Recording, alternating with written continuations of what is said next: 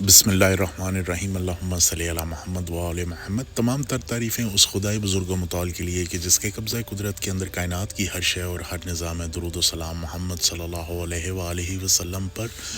اور اولاد محمد پر جو کہ لائق سلام ہے۔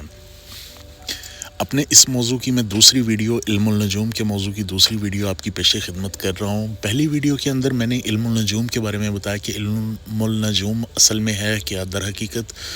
یہ ہے کہ یہ کیسا علم ہے، اور میں نے اس کی قرآن کے حوالے سے آپ کو کچھ آیات میں اس کا ریفرنس بتایا، ستاروں کے بارے میں بتایا،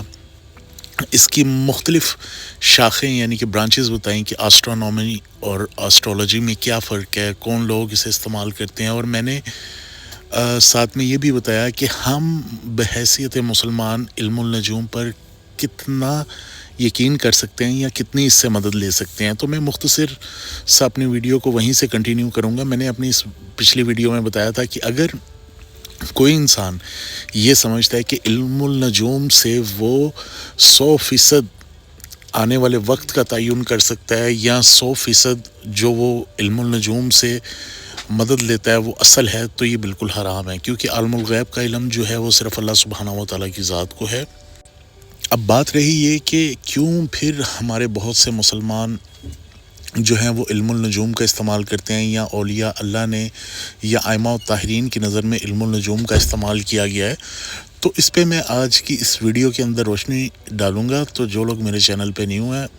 ان سے ریکویسٹ یہ ہے کہ میرے چینل کو لائک اور سبسکرائب ضرور کیجیے گا۔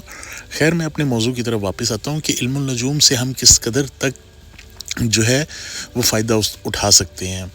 اس کائنات کے اندر سورہ زار کے اندر اللہ سبحانہ و تعالیٰ فرماتے ہیں اس کائنات میں جو کچھ ہے، اس زمین میں جو کچھ ہے اور ساتوں آسمانوں میں جو کچھ ہے، وہ اللہ سبحانہ و تعالیٰ کی حمد و ثنا ہر چیز کر رہی ہے، گو کہ وہ تمہیں نظر نہیں آتی۔ یہ چاند، ستارے، پہاڑ، دریا، سمندر، کہکشائیں، یہ ہر وقت اللہ سبحانہ و تعالیٰ کی حمد و ثنا بیان کر رہی ہوتی ہیں اور وہ ہمیں نظر نہیں آتی۔ جس طرح سورج کا انسان کے اوپر اثر ہے کہ سورج اگر زمین سے تھوڑا سا قریب آ جائے تو شاید وہ ہر چیز کو جلا دے گا، اگر زمین سے تھوڑا سا دور ہو جائے، فاصلہ اختیار کر لے تو ہر چیز کو جما دے گا۔ اسی طرح چاند اگر زمین کے تھوڑا سا قریب آ جائے تو سمندروں کے اندر جو ہیں وہ طوفان آ جائیں گے، جو اس کا پانی ہے سمندروں کا، وہ اس کی ایک اسپیشل گریوٹی کی وجہ سے جو ہے بڑے بڑے طوفان لا سکتا ہے، اور اگر وہ پانی اگر دور ہو جائے تو وہ جو سمندروں کا پانی ہے اس میں ہلچل آ جائے گی۔ چاند کی یہ مثال ہے۔ اسی طرح دوسرے جو پلانٹس ہیں جو اللہ سبحانہ و تعالیٰ نے اس کہکشاں کے اندر بنائے ہیں، جس میں زحل ہے، سیٹرن ہے، مرکری ہے، عطارد ہے، وینس ہے، زہرہ ہے اور بہت سے ہیں، ان کا بھی انسان کے اوپر اثر ہوتا ہے۔ کیسے اثر ہوتا ہے؟ جیسے انسان زمین کے اوپر ہے، زمین کی اپنی ایک کشش ثقل ہے جسے گریوٹی کہا جاتا ہے، اور اس کے اوپر بہت سے سائنسدانوں نے علوم بھی دیے ہیں جس میں لا آف گریوٹی ہے، لا آف ریلیٹیو موشن ہے، اور اسی طرح کیا ہے، اسی طرح ہر پلانٹ کی ایک مخصوص گریوٹی ہے۔ اس گریوٹی کی وجہ سے ہم زمین پہ چل پاتے ہیں۔ اگر ہم چاند پہ چلے جائیں تو یہی ہمیں گریوٹی وہاں پہ بہت کم ملے گی، جس کا مقصد یہ ہے کہ چاند کی سطح کے اوپر جو گریوٹی ہے وہ بہت کم ہے، جس کی وجہ سے وہاں پر ٹھہراؤ کرنا مشکل ہے، اور اگر کوئی انسان ہلکی سی جمپ کرے گا چاند کی سطح کے اوپر تو وہ بہت اونچی جمپ ہو جائے گی۔ اسی طرح باقی پلانٹس کی بھی جو ہے وہ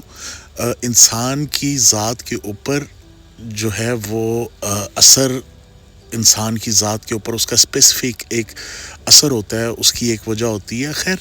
اب بات یہ ہے کہ ہم اس کو استعمال کتنا اور کس حد تک کر سکتے ہیں علم النجوم کو، چونکہ اس کا ذکر قرآن مجید میں بھی ہے، اور اللہ سبحانہ و تعالیٰ فرماتے ہیں کہ دن کے رات میں ڈھلنے میں اور رات کے دن کے ڈھلنے میں عقل مندوں کے لیے بہت ساری نشانیاں ہیں۔ عمومی طور پر جو ستاروں کا تعین ہے وہ اس وجہ سے بھی کیا جاتا تھا کہ وقت کا پتہ لگا سکے، ڈائریکشنز کا پتہ لگایا جا سکے، اور چاند کے مہینوں کا، قمری مہینوں کا پتہ لگایا جا سکے۔ اس کے علاوہ جب ہم اسپیسیفکلی علم النجوم کی بات کرتے ہیں تو علم النجوم کے اندر اس کو جس حد تک اجازت ملی ہے، جو مختلف مفکر اور عالم دین یا جو اس کی اجازت کے قائل ہیں وہ اس حد تک اجازت دے سکتے ہیں کہ انسان اگر کوئی کام شروع کرنا چاہے، جس طرح اس نے لیٹ سپوز کہ کوئی سفر پہ جا رہا ہے انسان، تو اگر وہ سفر پہ جانے سے پہلے اس چیز کا تعین کر لیتا ہے کہ آنے والے رستے میں کوئی طوفان تو نہیں ہے، کوئی آندھی تو نہیں ہے، کوئی بارش تو نہیں ہے، تو وہ اپنی بھلائی کے لیے اگر اس میں سے اس کا استعمال کر کے، جس طرح آپ کے موبائل کے اوپر ایک ویدر کی اپلیکیشن ہے جو آپ کو بتاتی ہے کہ آئندہ 24 گھنٹوں کے اندر موسم کیسا رہے گا، اس حد تک اگر علم النجوم کا استعمال کیا جائے تو وہ قدرے بہتر ہے۔ اگر اس کے اوپر مکمل ہی انحصار کر لیا جائے کہ جو علم النجوم میں آیا ہے وہ سچ ہے اور اسے سچ مان لیا جائے، یا مستقبل کی آپ پیشن گوئی نہیں، مستقبل کے اندازے مکمل طور پہ 100% حقیقی طور پہ اسے سمجھایا جائے کہ یہ جو علم النجوم کے اوپر یا کوئی جو نجومی یا اسٹرولوجر بتا رہا ہے یہ ایسا ہی ہوگا، تو یہ قطعاً حلال نہیں ہے، اس کی دین اسلام کے اندر کوئی اجازت نہیں ہے، یہ مکمل طور پہ حرام ہے۔ تو علم النجوم کے حوالے سے میں صرف دوبارہ یہی کہوں گا کہ ہر انسان نے اس کا تعین خود کرنا ہے، جہاں پہ اس کی عقل، فہم و فراست جو ہے اس کو آمادہ کرتی ہے، وہیں پہ اس کو اس کا جواب مل جائے گا۔ اور میرے نزدیک میں نے جو آپ کو بتایا کہ اگر آپ سفر پہ جانا چاہتے ہیں اور آپ کو لگ رہا ہے کہ کیا یہ آپ کے لیے سفر مناسب ہے یا نہیں، اور آپ علم النجوم کے حوالے سے اس میں سے اپنی کچھ بہتری کے لیے کچھ اندازہ لگانا چاہتے ہیں یا کچھ پیشن گوئی کرنا چاہتے ہیں، تو اگر اس حد تک آپ استعمال کرنا چاہتے ہیں تو اس کی کوئی ممانعت نہیں ہے، اور بڑے بڑے مفکر عالم دین بھی اس طرح کی ممانعت نہیں دیں گے اور اس پہ کوئی ایسا فتویٰ نہیں دیں گے، کیونکہ اگر اس پہ فتویٰ آئے گا تو پھر یہ جتنی موبائل اپلیکیشنز ہیں جو آپ کو فورکاسٹ بتاتی ہیں، ویدر فورکاسٹ بتاتی ہیں، پھر اس پہ بھی فتوحات آئیں گے۔ تو اسلام یقیناً ہمیں ہر چیز کا سلیقہ اور طریقہ بتاتا ہے، اسی طرح دین اسلام کے اندر ہر چیز کی ایک لمٹ ہے، ایک لمیٹیشن بتائی گئی ہے۔ وہ چیز جو ہمیں شرک کے قریب نہ کرے، قریب کیا شرک کے متعلق سوچنے پہ مجبور بھی نہ کرے، تو وہ چیز کو سمجھا جا سکتا ہے، اس سے فائدہ حاصل کیا جا سکتا ہے۔ لیکن اگر کسی چیز کے اوپر مکمل انحصار کر لینا کہ یہ چیز جو ہے وہ 100% ہے، یا اس چیز سے جو اس میں آ رہا ہے وہ مکمل 100% ہوگا، تو میں اس کو بالکل حرام، کیا حرام سے بھی زیادہ آگے کا سمجھتا ہوں۔ اب اس کا استعمال عموماً کس طرح کیا جاتا ہے؟ جو اس کا بہترین ایک طریقہ ہے جو بہت سارے اسٹرولوجرز کرتے آ رہے ہیں اور اتنا ہی یہ کرتے ہیں، وہ یہ ہے کہ اس کا ایک ذائچہ بنایا جاتا ہے، کہ ایک چارٹ بنایا جاتا ہے جس کے 12 خانے ہوتے ہیں، اور 12 گھروں میں ہر سیارہ جو ہے وہ رونما کیا جاتا ہے، اور دیکھا جاتا ہے کہ جب کسی انسان کی پیدائش ہوئی تو اس وقت آسمان کے اوپر جو کون سے ستارے جو تھے وہ اس ٹائم موجود تھے، کس پوزیشن میں موجود تھے، اور ان کا انسان کے اوپر کیا اثر تھا، کس طرح کے اثرات وہ اس ٹائم بچے پہ، پیدا ہونے والے بچے کے اوپر رکھ رہے تھے۔ تو اسے برتھ چارٹ کہا جاتا ہے یا ذائچہ کہا جاتا ہے۔